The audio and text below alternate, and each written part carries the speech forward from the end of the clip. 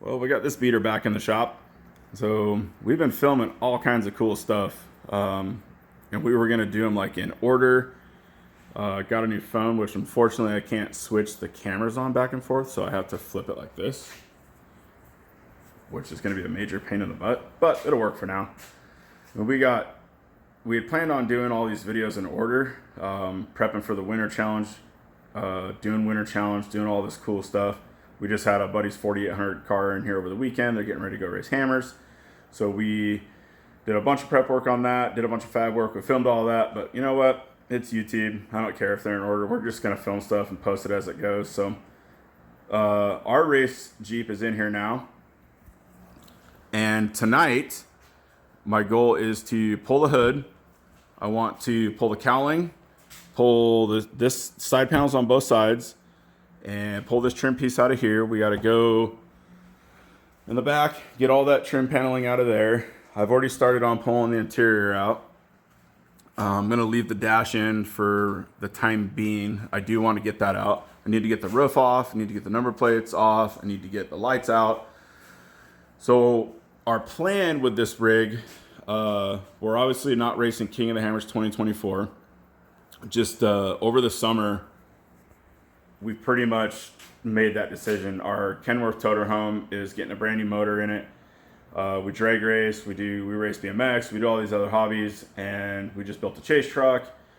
In the summer, I could tell that it just wasn't feasible. So we pulled the plug on that, hoping that we can spend the winter time working on this rig, upgrading this rig, and making it better so we can go race Montana. There's 2 races in Montana we want to go race, and there's some other, I wouldn't say local, but within like 4 hours of us that we want to go race. So now that it's in here, the big upgrades are going to be our new motor. It is a 383 stroker. It's like 13-to-1, big hydraulic roll or solid roller cam deal. It's probably going to be too much power, but we're going to try it. We're going to upgrade the torque converter. We're going to upgrade the transmission. I should say freshen the transmission. It does need a front pinion in the front. It is chipped. The last time we took it out, I busted a yoke off on the Dana 60 down there, and I busted the drive shaft off when it swung around and hit the belly right at the CV. That broke. We're going to do all new interior. We're going to be rewrapping it. We're going to be cutting the chassis off right here, and we're going to move this bar flat across the back. And the reason for that is I want to wrap the sheet metal. I want the body panel to not end right here at an angle going up. I want it to kind of go up, roll around the tire, and then continue around the back. And the best way to do that is going to be just cutting that bar off and moving it.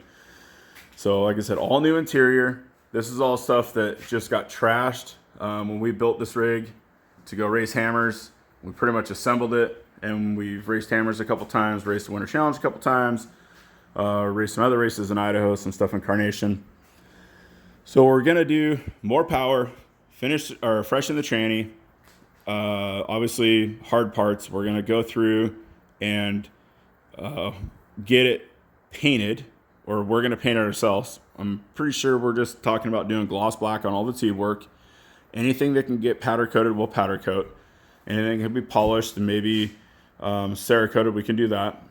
I did upgrade the exhaust just recently. So the exhaust used to come out right here. This is the old hanger, and it used to exit right out of the body right here. And my co-driver, racing hammers, at about 4,000 RPM cruising across the desert, there was an exhaust note that you literally could not hear each other, even with your helmets on, with the comms cranked as loud as you could. So all I did was I rerouted it. Instead of coming up this way, it turns right there. It goes through the chassis, out behind the shock, and dumps out right there on both sides. And my son and I just raced it. It doesn't even sound like the same rig. It is way quieter. I'm not sure if I love it. We'll know if I'm going to leave it after we swap the bigger motor in, because the other motor makes so much more power, and a different engine can completely change the exhaust note. So yeah, that's the program on this. So we will get it torn apart tonight. Let's try to get the sheet metal off of it, And then over the next couple days, we'll just continue plugging away.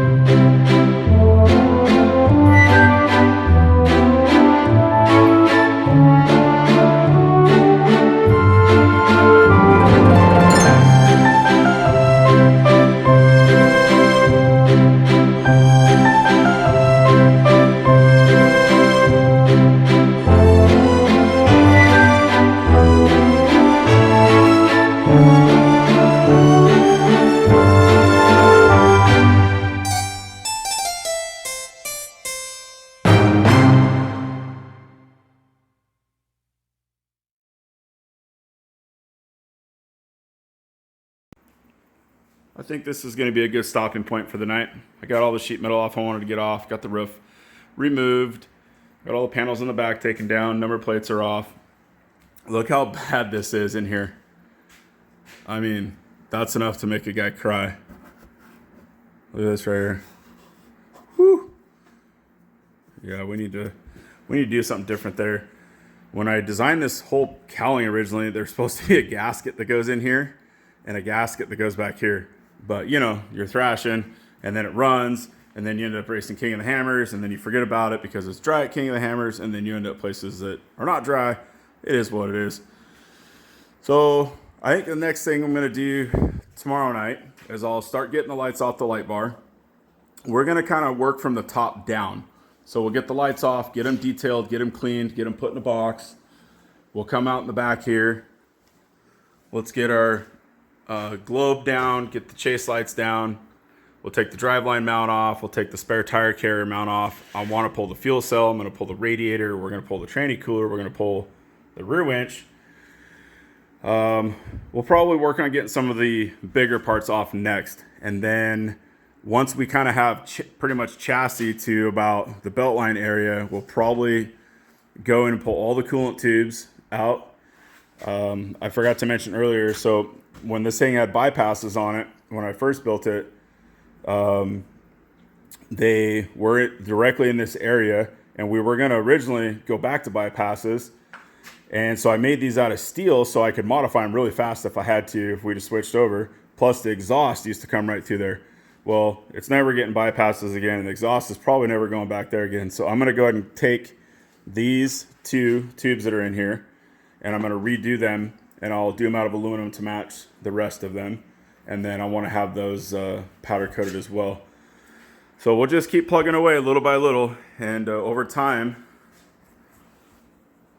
this poor old girl will be new again. That's what I'm hoping. Gloss black, more horsepower, better rear brakes, and a couple Heim joint upgrades. And really that's about it. It's more or less just pimping it out and making it look good again, because it is kind of heartbreaking to see it like this. But, you know, we're definitely not professionals, but we definitely know enough to do it wrong. And apparently leaving it bare metal is doing it wrong, but it runs good.